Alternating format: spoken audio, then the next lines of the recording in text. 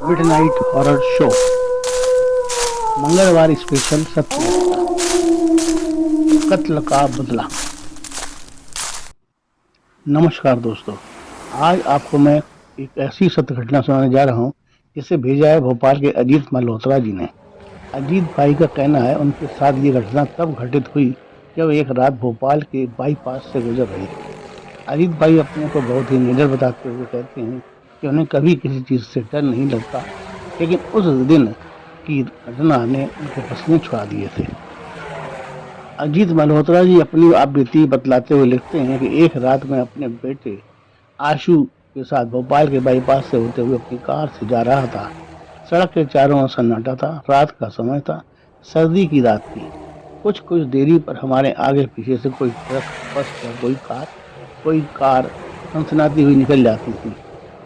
हमारी कार भी लगभग 70 की स्पीड में दौड़ रही थी।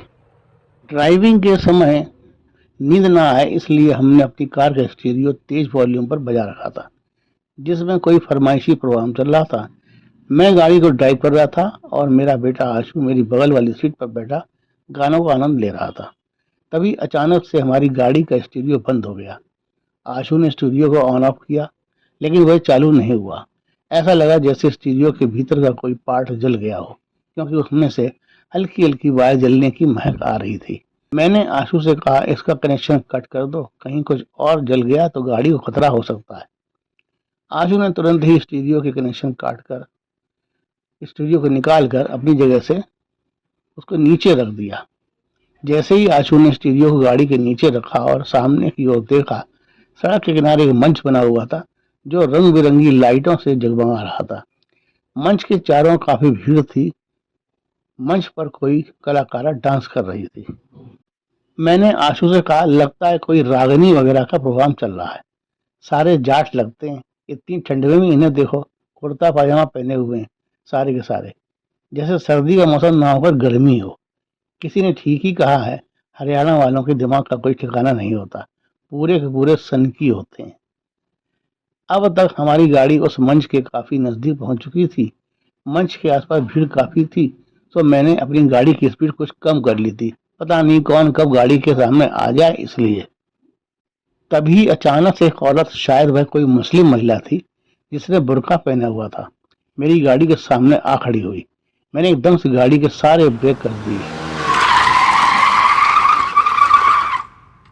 हैंड ब्रेक लगते ही गाड़ी ची की आवाज करती हुई जहां की तहां रुक गई। मैं गाड़ी से निकला और उस औरत के पास पहुंचकर उसे घूरते हुए देखा। पूछा, क्या बात है, आत्महत्या करने के लिए मैं ही मिला था आपको? क्या बात है, ऐसे कोई किसी गाड़ी के सामने आता है क्या? वह खामोश रही। अब तक आशु भी मेरे पीछे आ खड़ा हुआ था। आशु ने भी मेरी बात का समर्थन करते हुए कहा, हाँ बोलती क्यों नहीं, मरना ही है तो किसी और गाड़ी के सामने कूद पड़ती, मेरी गाड़ी के सामने ही क्यों? हम लोगों ने क्या बिगाड़ा तुम्हारा? कुछ देर खामोश रहने के बाद वह बोली, मुझे अपने साथ ले चलो। मुझे अपने साथ ले चलो अजीत बाबू। औरत के मुंह से अपना नाम सुनकर मैं चौंक गया। क्या तुम मुझे जानती हो?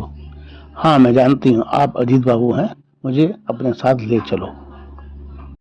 पर मैं तो आपको जानता नहीं, अपना कुछ परिचय दो तो सोचूं कि आपको अपने साथ ले चलूं या नहीं। वह बोली, अगर नहीं ले चलोगे तो आप भी नहीं जा सकोगे। आशु ने हंसते हुए कहा, ये क्या मजाक है, जान ना पहचान अपने साथ ले चलो। आंटी अपना चेहरा तो दिखाइए, हो सकता है हम आपको पहचान लें, तब तो बात बनती है अपने साथ ले चलने की, वरना फिर तो। आशु के इतना कहते ही उसने अपने चेहरे से नकाब हटा दी। मैंने देखा अंधेरी रात में भी उसका गोरा चेहरा ऐसे चमक रहा था जैसे कोई चांद चमक रहा हो। वह आशु से बोली, पहचानो, मैं तुम्हारी माँ हूँ। आशु ने अपने पापा की ओर देखा। अजीत बाबू का चेहरा पसीने से तरबतर हो रहा था, वे हमारे डर के कांप रहे थे। अजीत ने कहा, तुम यहाँ? लेकिन मैंने तो तुम्हारा संस्कार कर दिया था। संस्कार? वह जोर से हंसी, हा हा हा, वह जोर से हंसी आ रही थी। तभी अजीत बाबू बोले, आशु ये तुम्हारी माँ वहाँ कोई नहीं, ये एक कोई चुड़ैल है, निकलो यहाँ से, जल्दी करो। हड़बड़ाते हुए अजीत बाबू ने आशु से कहा और अपनी गाड़ी के भीतर बैठ गए। आशु आशु भी भागते हुए आया और अपनी गाड़ी की सीट पर बैठ गया। जैसे ही अजीत ने अपनी गाड़ी को स्टार्ट किया, गाड़ी स्टार्ट हो गई, लेकिन गाड़ी किसी भी सूरत में आगे नहीं बढ़ रही थी।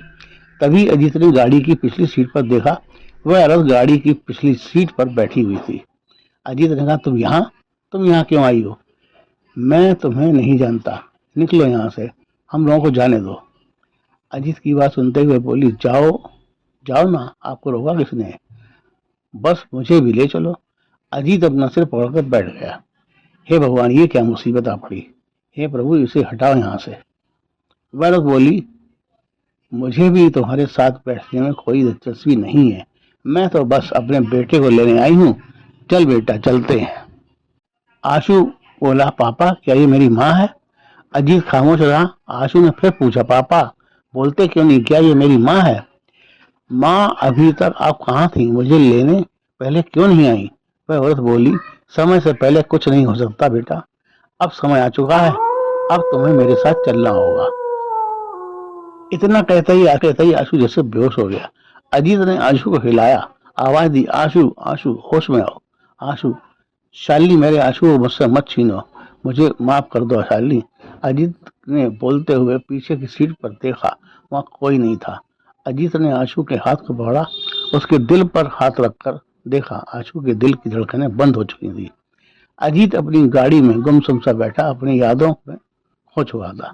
उसे याद आ रहा था वो दिन जब उसका और शालिनी का झगड़ा हुआ था, और झगड़ा इतना बढ़ गया था कि उसने शालिनी का सिर दीवार से टकरा दिया था, और देखते ही देखते शालिनी के प्राण वगैरह उड़ गए थे। 1 साल का आशु अपने पाले में पड़ा सो रहा था।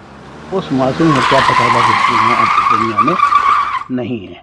अजीत को तब होश आया जब अजीत की गाड़ी के पीछे गाड़ियों की लाइनें अपने अपने हॉर्न बजा रही थी। देखते ही देखते अजीत की गाड़ी को लोगों ने चारों ओर से घेर लिया। अजीत अपने बेटे को अपनी फटी आंखों से बस निहारे जा रहा था। आशु को उसकी मां अपने साथ ले जा चुकी थी। अजीत की ये कहानी हमें अपने कर्मों और गुस्से पर काबू रखने की सीख देती है, लेकिन होनी को कोई नहीं टाल सकता। यह भी सत्य है मेरे दोस्त।